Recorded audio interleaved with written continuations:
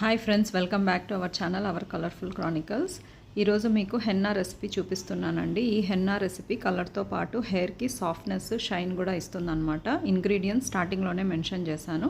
First of all ఒక tea బౌల్లో tea powder, coffee powder ఉడికించుకోండి. ఇంకో బౌల్లో రైస్, ఫెనుగ్రిక్ సీడ్స్ అదే బియ్యము, మెంతులు, కరివేపాకు ఉడికించుకోండి. ఇంకో బౌల్లో హెన్నా తీసుకోండి. మిక్సీ జార్లో బీట్రూట్ ఒకటి మీడియం సైజ్ బీట్రూట్ని మిక్సీలోకి వేసి దాన్ని జ్యూస్ పెట్టుకోండి. ఒక లెమన్ కూడా అవసరం అవుతుంది. ఇక్కడ చూడండి, ఈ రైస్, మెంతులు, కరివేపాకు ఉడికాయి అన్నమాట. ఇప్పుడు హెన్నాలోకి మిక్స్ చేసుకోవాలి. బీట్రూట్ రసం ముందే వేసేసుకున్నాను నేను.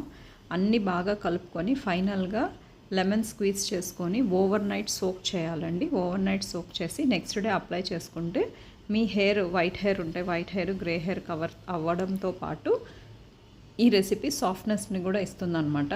ఎందుకంటే దీంట్లో మెంతులు, రైస్, అదేంటిది కరివేపాకు లీవ్స్ ఉన్నాయి కాబట్టి ఇవి చాలా మంచిది హెయిర్కి. హెయిర్ గ్రోత్కి కూడా ఇవి హెల్ప్ చేస్తాయి.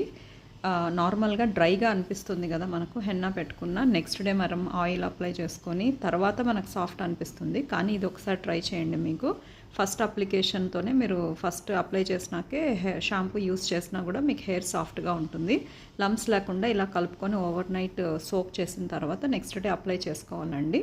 Hope you like this video. Thank you. Please subscribe to my channel.